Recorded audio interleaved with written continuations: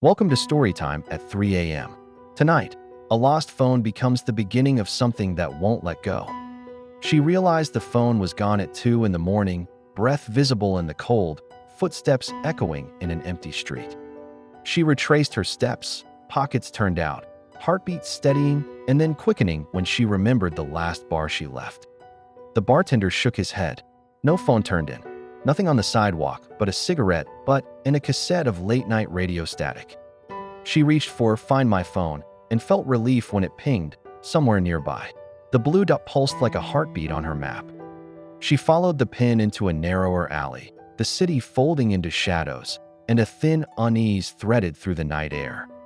She found the phone wedged between crates, screen cracked but alive, notifications stacked like small, patient teeth. Unread messages flickered. Unknown numbers, brief phrases, "I'm outside, don't move," and a message with no sender, only a timestamp. She called the last number, voice clipped and raw, but what answered was a recording of her own voicemail from that very night. The recording wasn't just a message. It contained her breathing, then a whisper she didn't recognize, repeating the word later 3 times. She told herself someone was playing a prank, that the city had adopted another kind of cruelty, and she almost laughed to prove it wrong. Then the phone vibrated again. A live map pinged. The dot moved toward her location, slow, deliberate, like footsteps approaching underwater. She swiped through the gallery and froze. New photos had appeared, taken in the dark, all of them of her, asleep, eyes closed, mouth slightly open. A photo dated 10 minutes ago displayed her bed from the corner.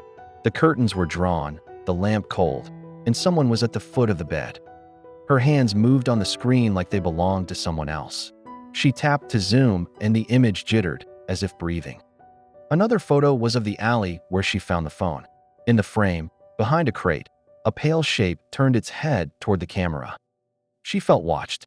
Every notification felt like a set of dried teeth clicking closer, and the phone's battery percentage seemed to fall with each breath she took. She wanted to throw the phone into the river, to watch the screen die under tired water, but a small decision kept her holding on. Her map showed movement now, not random, but circled and patient, like a predator pacing a cage and waiting for the right moment. She checked behind dumpsters and beneath parked cars and found nothing but a scrap of fabric the color of old paper, folded like a secret. Her phone vibrated. A single picture had been taken.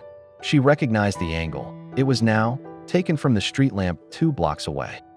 She stepped into the light to look up, heart loud enough to drown the city, but the lamp swayed empty and nothing moved but a stray paper. A notification arrived without sound, a raw image of her from behind as she stood under the lamp.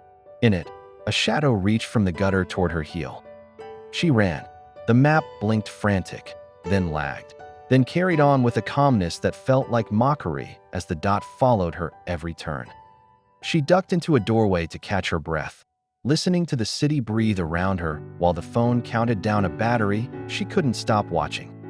A call came in. No number, no name. The screen displayed only one word: open. She hesitated, thumb trembling over the accept icon. She accepted. For a breathless second, there was only static. Then someone, or something, whispered her name in a voice that was too close and too soft. The phone slid from her fingers as if pushed, falling into the darkness below. She expected glass and a splintering sound, but there was a wet silence instead. She peered over the ledge. The phone lay face up, screen intact, and in the glow a message spelled her full name and a single line: "Don't look up." She looked up anyway. Above, between 2 old buildings, a dark shape leaned from a fire escape, head bowed, unmoving, as if waiting for permission.